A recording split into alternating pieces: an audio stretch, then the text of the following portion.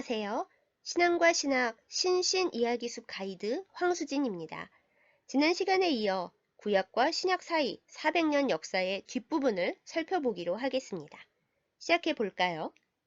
셀류쿠스 왕조의 우상숭배 강요에 저항해서 일어난 마카비 혁명은 유다 사회의 많은 부분을 변화시켰습니다. 우선 안티오쿠스 에피파네스 4세는 의외로 굉장히 빨리 사망했어요. 셀류쿠스 왕조는 주전 162년에 강압적인 헬라화와 유대신앙 말살 정책을 포기하고 종교적 자유를 주겠다고 제안합니다. 마카비 혁명의 중요한 세력이었던 경건한 유대인들, 즉 하시딤은 이것으로 만족하려고 했지요. 하지만 마카비 혁명을 이끈 유다 마카비는 그 정도에 만족하지 않았고 정치적 독립을 원했습니다.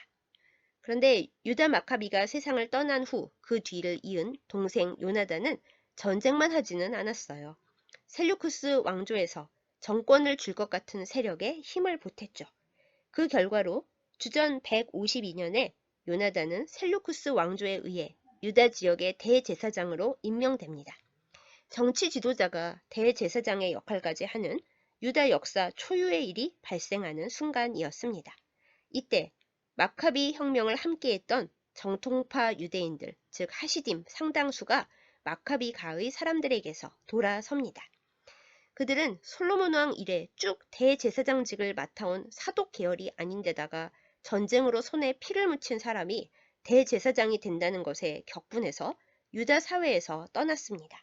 그리고 광야나 시골에 내려가 자기들만의 공동체를 따로 만들어 생활했대요. 학자들은 수도 생활을 하며 메시아를 기다린 에세네파와 쿰란 공동체 등이 이때 만들어지지 않았을까 추측하고 있습니다.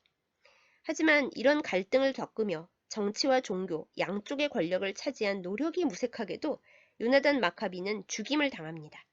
그리고 뒤를 이어서 마카비 형제들 중 막내인 시몬 마카비가 스스로를 유다의 지도자이자 총사령관 그리고 대제사장이라고 칭하고 권력을 차지하는데요. 이때가 주전 142년이었습니다. 이 시몬 마카비가 바로 다윗 왕가가 아닌 유다 왕조 하스모니아의 시초입니다. 주전 37년에 이르기까지 그의 후손들이 대를 잇고 로마의 인준도 받았습니다. 그럼 뜬금없이 나타난 왕조 이름 하스모니아는 대체 어디서 왔을까요? 왜 마카비 왕조가 아니었을까요? 마카비 혁명을 시작한 제사장 마따디아와 그의 아들들의 본래 성씨가 하스모니아였답니다. 대장장이와 쇠망치를 뜻하는 단어 마카비는 유다 하스모니아의 별명이었던 거고요. 우여곡절 끝에 아버지 시몬 마카비의 뒤를 이은 히르카누스 1세는 주전 129년에 셀류쿠스 왕조의 간섭에서 완전히 벗어나서 로마 원로원의 인준을 받고 독립국 유다의 지배자이자 대제사장이 됩니다. 로마의 지배하에 있었으니 완전 독립국이라고 하기는 좀 이상합니다만 하여튼 독립국이었습니다. 히르카누스 1세는 원대한 야심을 가지고 있었어요. 그의 목표는 알렉산더 대왕처럼 전 세계를 정복해서 모든 사람을 유대교인으로 만드는 것이었대요. 그는 에돔의 후손인 남쪽의 이둠의 지역을 정복해서 이둠의 사람들을 유대교로 개종시키고 할례를 받게 하고 이둠의 남자들을 유대인 여자들과 결혼하게 했습니다. 유다 역사에 일찍이 없었던 강제적인 이 유대화 정책 때문에 나중에 이둠의 출신인 헤롯 왕가가 유다 지역을 다스릴 정통성을 주장하게 되는 빌미를 제공했죠. 우리 조상이 유대교로 개종했으니 우리도 유대인이다. 뭐 이렇게 주장했습니다. 그런데 그저 명분이었을 뿐 정통파 유대인들에게는 씨알도 안 먹히는 이야기였대요. 히르카누스 1세는 또한 북쪽으로 가서 이스라엘인과 이방인의 혼혈인들이 살고 있던 사마리아를 점령하고 그리심 산에 있던 사마리아인들의 성전을 완전히 파괴했습니다. 요한복음 4장에서 사마리아의 수가성 우물가 여인이 예수님께 질문한 우리 조상들이 예배한 이 산이 바로 이 그리심산의 사마리아 성전이었습니다. 이렇게 영토를 확장하고 유다 발전에 힘썼음에도 불구하고 히르카누스 1세는 정통파 유대인들에게 환영받지 못했습니다. 앞서 설명드렸던 대로 정통성과 명분에 있어서 꼬리표가 달렸죠. 사독 가문이 아닌데 대제사장직을 맡고 다윗 가문이 아닌데 왕이었으니까요. 왕은 유다 지파의 다윗 가문이, 대제사장은 레위 지파의 사독 가문이 맡는다는 오래된 질서를 깨뜨리고 두 가지 권력을 다 손에 쥐었으니 많은 이들이 못마땅해 하기도 했을 것 같네요. 그리고 이 지점에서 복음서에 등장하는 사두개파와 바리새파가 등장하게 됩니다. 사두개파는 매우 현실적인 사람들이었습니다. 하스모니아 왕가의 권력을 묵인하거나 지지한 현실파 제사장들과 귀족들이 대부분이었습니다. 반면 바리새파는 율법과 전통을 완벽하게 따르기를 원하고 하스모니아 왕조를 못마땅하게 여겼던 이들이었고 경건한 생활을 하려고 엄청 노력했습니다. 사두개파와 바리새파는 복음서에 자주 나오는 당시의 중요한 유대교 분파들이죠. 복음서에서 부활이 없다고 믿는 이들로 등장하는 사두개파는 철저히 현실적이고 이 세상에서의 부와 명예와 권력을 추구했습니다. 권력자 편에 서는 것을 아무렇지도 않게 여겼죠. 당연히 죽음 이후의 세계는 부인했습니다. 반대로 요즘식의 표현으로 하자면 꼰대 기질이 상당했던 바리새파는 전통이 깨지는 꼴은 절대 볼 수 없는 사람들이었습니다. 존경도 많이 받았지만 매사에 비판적이었죠. 예수님께로부터 위선적이라는 욕도 꽤 들었고요. 하지만 지금까지 유대인의 전통을 유지하고 있는 것은 바로 이 바리새파 사람들입니다. 아무튼 보수적인 유대인들의 반발이 심했기 때문에 하스모니아 왕가는 주전 103년이 되어서야 왕이라는 칭호를 사용할 수 있었다고 합니다.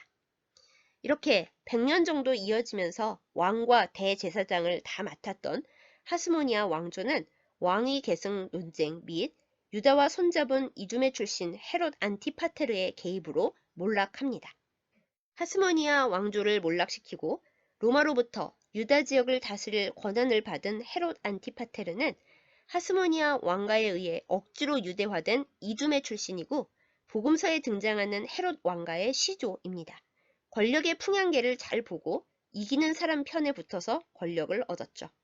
그런데 헤롯 안티파테르는 유다의 왕은 될 수 있었지만 이두메 출신이어서 대제사장은 될 수 없었습니다. 그래서 그는 하스모니아 출신인 히르카누스 2세를 대제사장으로 임명하는데요. 이때부터 유다의 대제사장직은 임기제로 바뀌었고 뇌물로 살 수 있는 직분으로 변질됩니다. 헤롯 안티파테르는 유대인들의 환심을 사기 위해 유다 성벽을 재건했고요. 또 그 아들 대에까지 그동안 너무나 소박했었던 스룹바벨 성전을 중축하고 아름답게 리모델링 했습니다. 이 제3성전을 헤롯 성전이라고 부르는데요. 예수님께서 활동하신 바로 그 성전입니다. 헤롯 안티파트르의 뒤를 이은 아들 헤롯 대왕이 주전 37년에 로마에 의해서 유대의 왕으로 임명되면서 이전에 하스모니아 왕조는 완전히 멸망했습니다. 자, 이렇게 되어서 예수님께서 이 세상에 계실 때 유다를 다스렸던 세력은 이두메 출신의 헤롯 왕가였습니다. 유대인들이 간절히 기다렸던 메시아가 오셨을 때 유다 지역은 로마 식민지에다 타국 출신 왕가의 지배까지 받고 있었다니 참 안타깝지요. 헤롯 대왕 시절 복음서가 시작되므로 구약과 신약 사이 400년 이야기는 여기까지만 하겠습니다. 그리고 지난 시간에 간단하게 이야기하고 넘어왔던 수전절에 대한 이야기를 조금 더 해볼게요. 수전절은 헬라어로 재건이라는 뜻의 엔카이니아이고 한자로는 닦을수, 대궐전자를 쓰는 절기입니다. 히브리어로는 하누카라고 하는데 뜻은 봉헌이에요. 더럽혀지고 이방인에게 빼앗겼던 성전을 되찾아 깨끗하게 하고 하나님께 다시 올려드린다라는 의미입니다. 마카비 혁명의 원인을 제공했던 셀루쿠스 왕조의 안티오쿠스 4세 별칭이 왜 에피파네스인지 아시나요? 에피파네스는 하늘에 있던 신이 이 세상의 모습을 나타내었다는 뜻입니다. 그러니까 자신을 스스로 신격화했던 거죠. 안티오쿠스 에피파네스의 목표는 유다의 모든 전통과 색깔을 완전히 없애고 유대인들을 그리스식으로 바꾸는 것이었대요. 그래서 더욱 그리스 우상 숭배를 강요했던 거고요. 당연히 정통파 유대인들은 참을 수가 없었겠죠. 결국 마카비 혁명이 일어났고 3년 후에 성전을 되찾았습니다. 마카비 혁명의 주역들은 더러워진 성전의 모습에 옷을 찢고 통곡했다고 해요. 그리고 신실한 제사장들을 세워서 성전을 정결케 했습니다. 우상의 제단을 헐어버리고 새로운 제단을 만들어 봉헌하고 무너진 곳을 수축했습니다. 히스기야 왕과 요시야 왕 때의 개혁 모습과 비슷하지요? 이때가 주전 164년 기슬루월 25일이었습니다. 기슬루월은 양력으로는 11월에서 12월 즈음이에요. 성전을 정화한 다음 그들은 8일간의 성대한 봉헌 축제를 열었습니다. 이것이 바로 한우카, 즉 수전절의 시작이 된 거죠. 그럼 수전절은 왜 빛의 절기로 불리게 되었을까요? 그 이유는 바벨론 탈무드에 기록되어 있습니다. 유다 마카비가 성전을 탈환하여 성전 등잔 메노라를 보니 기름이 하루치밖에 없었습니다. 성전에서는 율법에 따라 대제사장의 검사를 통과한 거룩한 기름만 사용할 수 있으니 난감했죠. 그런데 기적이 일어납니다. 기름은 하루치만 있었는데 8일 동안 성전 등불이 꺼지지 않고 성전 안을 환하게 밝힌 겁니다. 제사장들은 이 기간 동안 거룩한 기름을 충분히 준비할 수 있었습니다.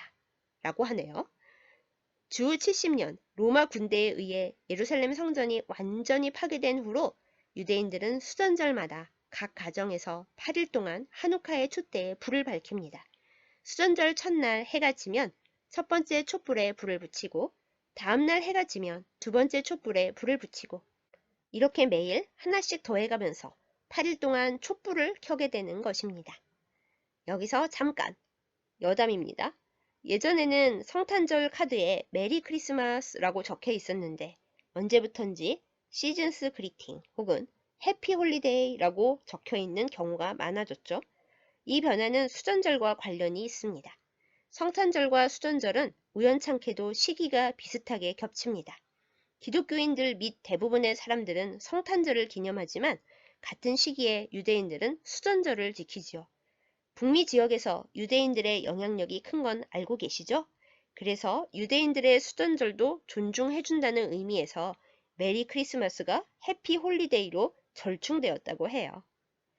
지금까지 구약과 신약의 중간 역사 400년과 수전절이 생겨난 이유에 대해서 함께 알아보았습니다.